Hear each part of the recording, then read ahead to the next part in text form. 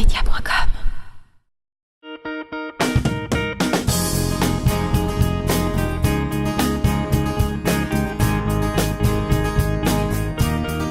J'aime beaucoup la Belgique. Je commence à collaborer une fois tous les 15 jours au quotidien le soir. Et donc, quand on m'a proposé de venir parler de la campagne présidentielle, j'ai dit oui spontanément, et je vois que j'ai bien fait parce que je vois l'accueil, je vois l'ambiance, et c'est clair que voilà, ça fait plaisir d'être là. Vous qui venez de la République des bisounours, j'ai un petit cadeau pour vous.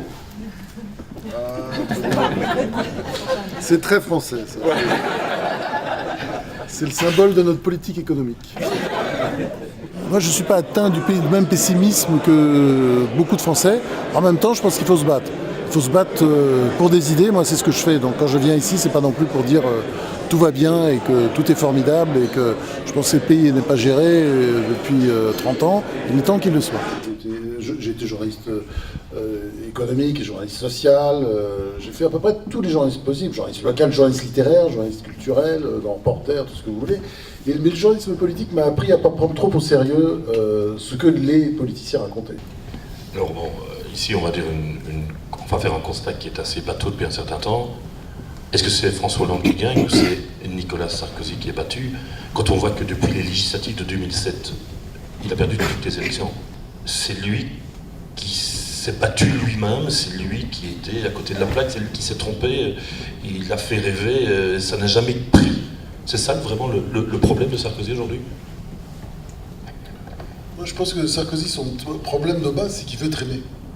Et qu'en politique, comme dans les entreprises, on le sait très bien, c'est pas l'essentiel, enfin vous qui dirigez les entreprises, vous savez très bien que si vous voulez être aimé, bah oui, ça va pas le faire. Vous pouvez tenir 5 ans, le temps d'un mandat de Sarkozy. Mais je ne fais pas de pronostic, parce que le pronostic aujourd'hui est évident. Le pronostic pour les journalistes consiste souvent à répéter les sondages. Moi, je répète pas les sondages parce qu'il y a toujours des surprises. Vous verrez qu'il y aura une surprise au premier tour. Pas forcément d'ailleurs entre les deux principaux. Ça peut être un troisième qui fait beaucoup plus que prévu. Par exemple Marine Le Pen, ou je ne sais pas, ou Jean-Luc Mélenchon qui fait plus ou moins, je ne sais pas. Enfin, donc les surprises sont toujours possibles. Et les surprises, elles changent après souvent la nature du second tour. Enfin, c'est clair qu'aujourd'hui, il y a un grand favori depuis très très longtemps et qu'il sera difficile pour Nicolas Sarkozy de le battre. Et puis, voilà, puis les autres, ça compte pas, c'est vraiment des guignols, quoi.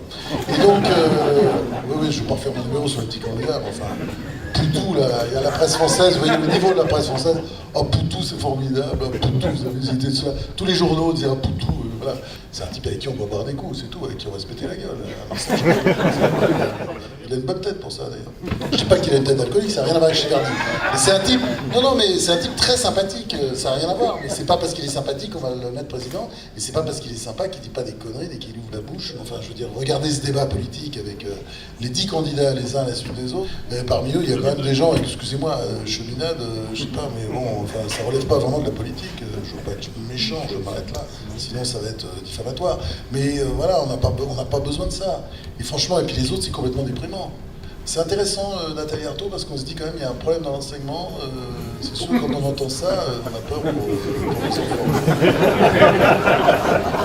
Voilà, merci encore et bonne campagne. Bonne campagne, merci.